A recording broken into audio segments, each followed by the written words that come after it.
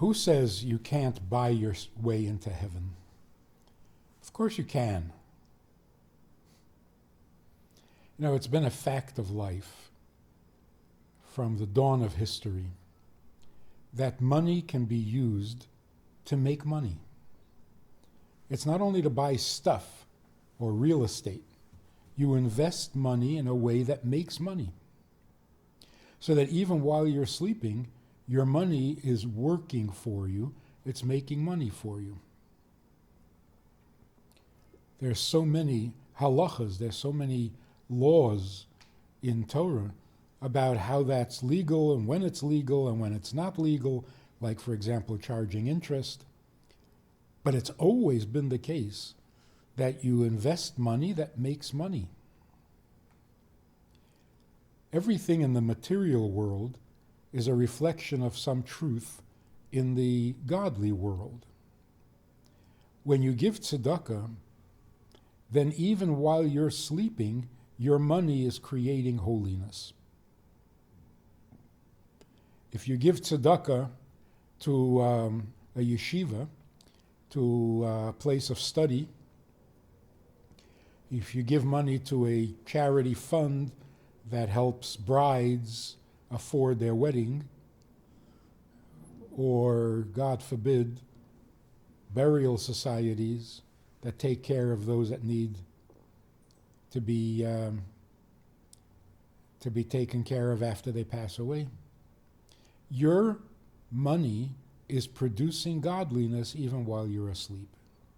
And that's an awesome thing. To be able to produce holiness and make the world a more godly place without even lifting a finger. So tzedakah is not only the ultimate mitzvah. In the Talmud, when it says mitzvah and doesn't specify which one, it's referring to tzedakah. So not only is it an ultimate mitzvah, it also has this remote power. It can create holiness from a distance. You don't have to be physically involved, and yet you are producing holiness. So tzedakah should be on the top of your list. It should be a daily activity, not an event in your life, or not only a special event. Every day, maybe even a few times a day, a few coins in the pushka is a very healthy habit. Now, we don't give tzedakah in order to exercise generosity. We try to develop a generous streak in us so that we will give more tzedakah. So the giving of the tzedakah is the end in itself.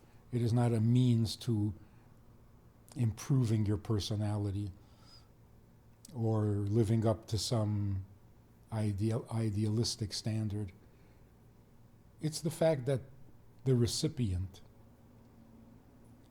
is helped by it. So a chassid came to the Alter Rebbe way back at the beginning of the Chabad movement, and he said, I give a lot of charity. I'm very hospitable. I have guests in my house all the time. But how do I know that what I'm doing is sincere? I could be doing it for ulterior motives. And the Alter Rebbe's answer was, the poor man you invite to your table, or the poor man that you give the tzedakah to, appreciates and enjoys the food sincerely. So you shouldn't be looking for the sincerity of your act.